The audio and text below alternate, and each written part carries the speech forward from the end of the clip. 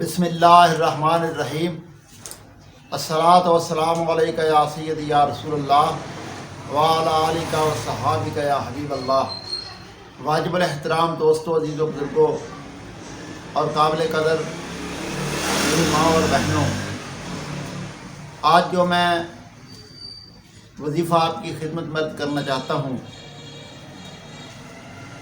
मैं ये समझता हूँ कि बहुत सारे मेरे बहन भाइयों की ये ज़रूरत है। बहुत सारे भाई आकर कहते हैं जी हमारी औलाद हमारी फरमाबरदारी नहीं करती, हमारे कहे पे नहीं चलती, हमारा ध्यान नहीं रखती। और कुछ हज़रात परेशान होते हैं जी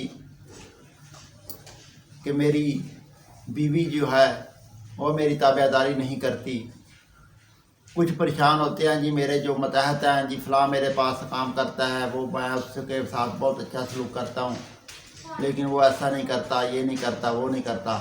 इस किस्म के मामलात की वजह से लोग यानी कि अपने मतहत की वजह से, अपने बेटे यानी औलाद की वजह से या अपनी बीवी की वजह से लोग परेशान होते हैं जी हमारी फरमाबरदारी नहीं करते। इन बातों के लिए सबसे पहली बात तो ये याद रखें, औलाद जो है वो फरमाबरदारी आपकी करे। इसके लिए ज़रूरी ये है कि पहले आप अपने अल्लाह की फरमाबरदारी करें, उसके रसूल सल्लल्लाहु अलैहि वसल्लम की फरमाबरदारी करें। अगर अल्लाह और उसके रसूल की फरमाबरदारी करते हुए आपने अपनी औलाद की सही तरबियत की है, सही उन्हें तालीम दी है, जो कि दीन की तालीम है, जो हकूक़ुल इबाद की तालीम है, जो हकूक़ वालिदैन की तालीम है, और फिर सरकार मदीना सल्लल्लाहु अलैहि वसल्लम ने फरमाया कि वालिदैन जो अपनी औलाद को बेहतरीन तोहफ़ा देते हैं वो अच्छी तालीम और तरबियत है। इसलिए सबसे पहली बात तो यह है कि अपनी औलाद को अच्छी तालीम दें, अच्छी तरबियत दें। यानी हम ये कोशिश नहीं करते कि हमारे बच्चे कुरान मजीद नाज़रा ही पढ़ लें, ये कोशिश नहीं करते कि हमारे बच्चे दीन सीख लें, ये कोशिश नहीं करते कि हमारे बच्चे दीन के जो इब्तिदाई मालूमात हैं वो हासिल कर लें। जिसका नतीजा ये निकलता है कि औलाद जो है वो वालिदैन को बिल्कुल अहमियत नहीं देती। और याद रखें, वालिदैन की अहमियत, वालिदैन का मकाम, वालिदैन की अज़मत जो है वो सबसे ज़्यादा हमें इस्लाम ही सिखाता है। इस्लाम ने ही वालिदैन को मकाम और अज़मत दिया है, और ये उसी वक़्त औलाद वालिदैन की इज़्ज़त और अज़मत करेगी जब वो दीन से वाकिफ़ होगी। इसलिए सबसे पहली बात यह है कि वालिदैन को चाहिए अपनी औलाद की अच्छी तरबियत करें, उन्हें दीनी तालीम सिखाएं। ये ज़रूरी है और वालिदैन की ज़िम्मेदारी में शामिल है, उनके फ़राइज़ में शामिल है। अलमिया ये है कि जब बच्चे छोटे होते हैं उनसे काम करवाया जाता है या उन्हें दुनिया की तालीम दी जाती है, लेकिन दीनी तालीम की तरफ तवज्जो नहीं दी जाती। जिसका नतीजा ये निकलता है कि औलाद जो है, जो इस्लाम चाहता है कि वालिदैन को अहमियत दी जाए, औलाद उस तरह का उनसे सलूक नहीं करती, फिर वालिदैन बड़े परेशान होते हैं। इसी तरह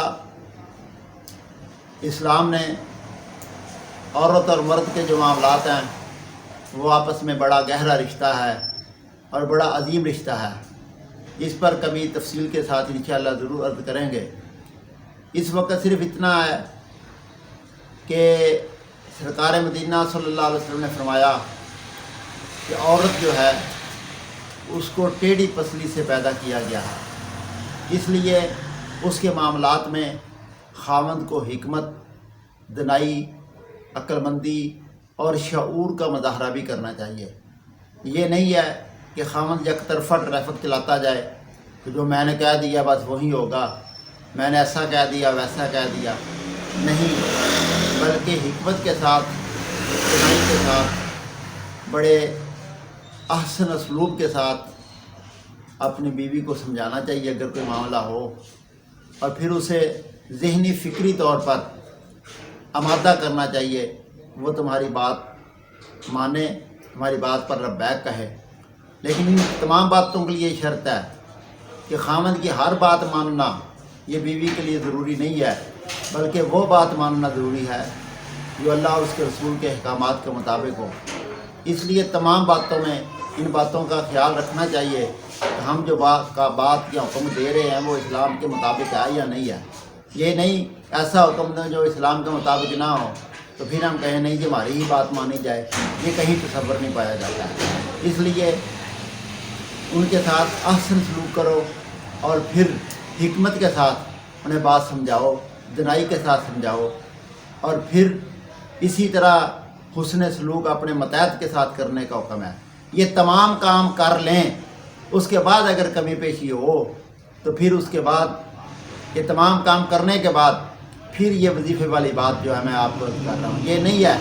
آپ بیوی کے بھی حقوق غضب کریں، اولاد کے بھی حقوق غضب کریں، اور اپنے ماتحت اور ملازم کے حقوق بھی غضب کریں، اور صرف یہ توقع کر لیں کہ وظیفہ پڑھنے سے کام ٹھیک ہو جائے گا۔ نہیں، پہلے ان کے حقوق ادا کریں، پھر ان کے بعد کمی پیشی ہو تو دعا اور وظیفے کا عمل کریں۔